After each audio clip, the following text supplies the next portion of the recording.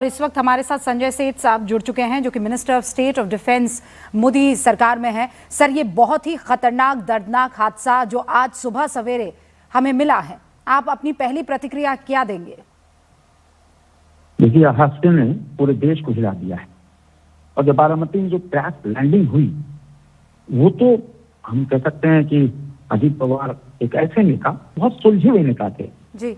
और जिस तरह दुर्घटनाग्रस्त विमान हुआ है, ये हतप्रभ है हम सब और पूरा देश दुखी है। निश्चित रूप से हम कह सकते हैं कि ये हादसा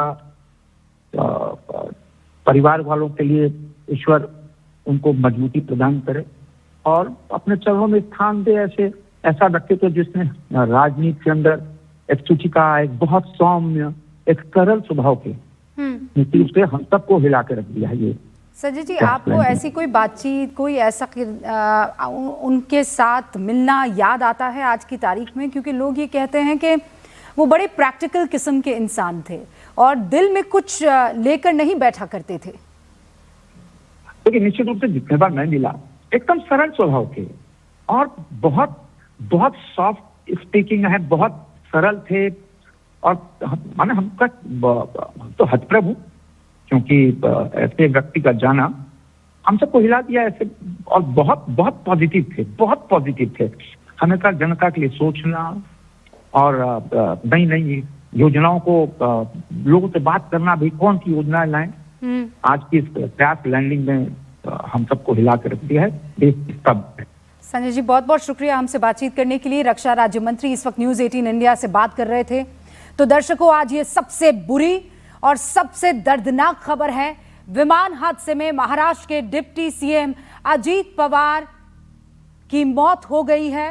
पंचायत राज के इलेक्शंस चल रहे हैं, वो अपने गृह जिले बारामती पहुंच रहे थे। नितिन गडकरी इस वक्त कुछ कह रहे हैं, सुनते हैं। नीति में मेरे बहुत घनिष्ठ मित्र रहे, उनके मेरे पारिवारिक संबंध रहे। बहुत कर्मठ, अच्छा प्रशासक और विकास की दृष्टि रखने वाले ऐसे वो नेता थे। उनके जाने से बहुत बड़ा नुकसान हुआ है। उनके परिवार को भी काफ़ी उनके ऊपर भी एक बड़ा हादसा हुआ है। मुझे लगता है कि भगवान उनको ये जो घटना हुई है इसका दुख सहन करने की ताकत दे। मैं व्यक्तिगत रूप से और पार्टी के तरफ से महाराष्ट्र के इस पुराने सहयोगियों को मैं श्रद्धांजलि अर्पित करता हूँ। भगवान उनके आत्मा को शांति दे, यही ईश्वर चरणों में प्रार्थना करता हूँ। नमस्कार। 1:45 पर बारामती में प्लेन क्रैश हो जाता है और बताया जा रहा है कि ये चार्टर्ड प्लेन था। जो चश्मदीद है और जिस तरीके से वो पूरे के पूरे हादसे को बयां कर रहे हैं, वो वाकई रूह कपाने वाली पूरी स्थिति रही होगी। प्लेन लैंडिंग की पूरी कोशिश हो रही थी, चार्टर्ड प्लेन था, 6 लोग उसमें सवार थे, लेकिन ऐसा लगा कि हो सकता है कि ये जो क्रैश लैंडिंग है किसी तरह हो जाए और सब ठीक हो जाएगा। और प्लेन जैसे ही नीचे की तरफ पहुंचता है, अचानक वो आग पकड़ लेता है और एक के बाद एक हादसे शुरू हो माफ कीजिएगा, ब्लास्ट शुरू हो जाते हैं।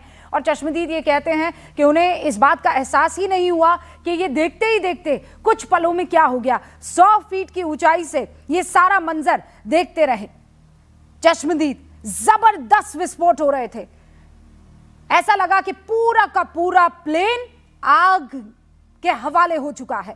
4-5 विस्फोट हो रहे थे, बहुत लोग आ गए, आग लगी और इसकी वजह से मदद नहीं कर पाए। और लोगों को जब यह पता चला कि अजीत पवार उसमें मौजूद थे, लोग वहां पर हक्के बक्के रह गए। और ये कुछ देर पहले की तस्वीर है, आप देखिए आसपास के लोग इकट्ठे हो गए हैं, पुलिस वहां पर मौके पर पहुंच चुकी है, फायर फाइटर्स वहां मौके पर पहुंच चुके हैं।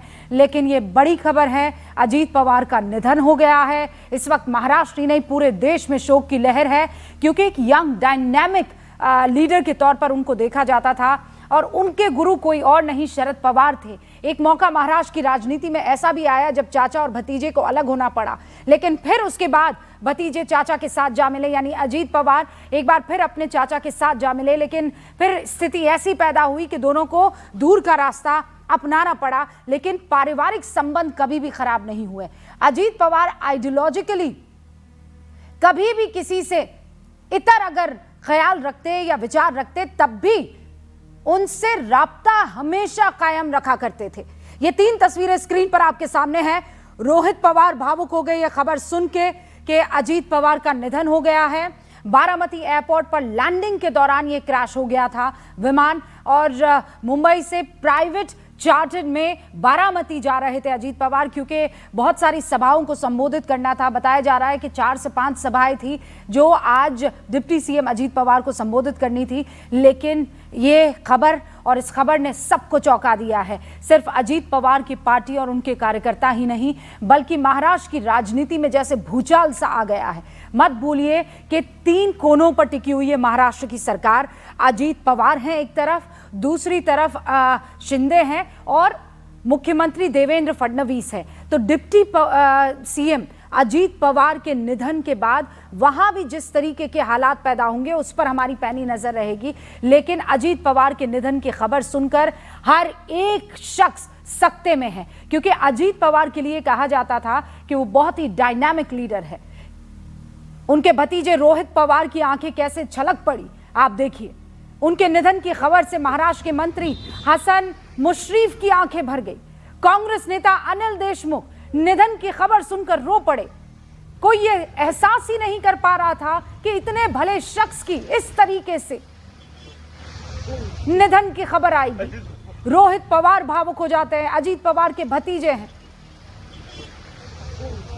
महाराष्ट्र में मंत्री है हसन मुश्रीफ। जब उनको यह खबर पता चली तो वो बच्चों की तरह बिलखने लगे। और दूसरी तरफ अनिल देशमुख, जैसे ही उनको इस बात का एहसास हुआ, कांग्रेस से ताल्लुक रखने वाले लीडर हैं, शरद पवार गुट से माफ कीजिएगा ताल्लुक रखने वाले लीडर हैं, और उनके साथ जब ये खबर साझा की गई तो आप देखिए उनका क्या हश्र हुआ था। वो भी इसी तरीके से बिलखने लगे। जबकि नेताओं की तरफ से हमेशा देखा गया है कि अपने इमोशंस को काबू में रखते हैं, बड़े बड़े बयान जरूर देते हैं, लेकिन किसी खबर पर फौरन रिएक्ट नहीं करते हैं। और ये रिएक्शन बताता है कि अजीत पवार से इन सब का नाता कितना मजबूत था। अजीत पवार किस पॉजिटिविटी के साथ, चाहे वो किसी भी पार्टी में रहे हो, चाहे वो किसी भी तरीके की सिचुएशन आई हो, लेकिन हमेशा हर एक लीडर के साथ उन्होंने दोस्ती अपनी जारी रखी है। और अभी खबर आ रही है कि देवेंद्र फडणवीस ने, यानी महाराष्ट्र के मुख्यमंत्री ने अभी ट्वीट किया है, और प्रधानमंत्री नरेंद्र मोदी का भी एक्स पर पोस्ट आ चुका है। उन्होंने लिखा है, Shri Ajit Pawar ji was a leader of people, यानी लोगों के नेता थे। Strong grass root level connection था उनका, यानी जमीन से जुड़े हुए नेता थे। Widely respected as a hard working personality, हमेशा इसीलिए उनकी इज्जत की जाती थी क्योंकि बहुत बहुत काम करने वाले नेता थे। महाराष्ट्र के लोगों को आगे रहकर मदद पहुंचाने वाले नेताओं में इनकी गिनती होती है। उनकी जो एडमिनिस्ट्रेटिव मैटर्स की समझ थी और जो उनका जुझारूपन था, खासकर गरीबों के लिए काम करने को लेकर और जो निचले तबके के लोग हैं उनके लिए काम करने को लेकर, ये वाकई सराहनीय है। अब जिस तरीके से उनके निधन की खबर मिल रही है, ये वाकई चौंकाने वाली है। It's very shocking and saddening, उदास करने वाली है।